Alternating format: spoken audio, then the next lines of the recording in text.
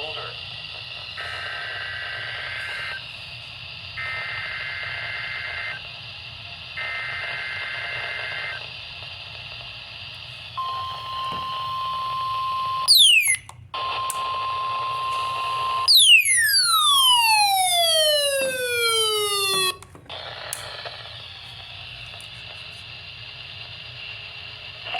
The National Weather Service in Chanhassen, Minnesota has just activated the warning alarm on 13 weather radio stations across central and southern Minnesota and west central Wisconsin.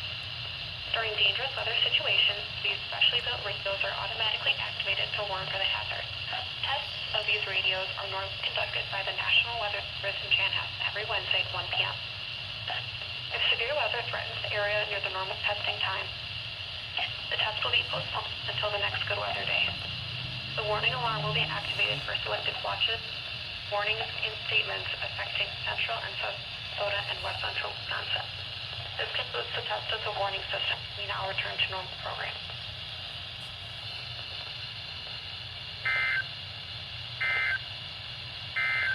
This is NOAA Weather Radio K.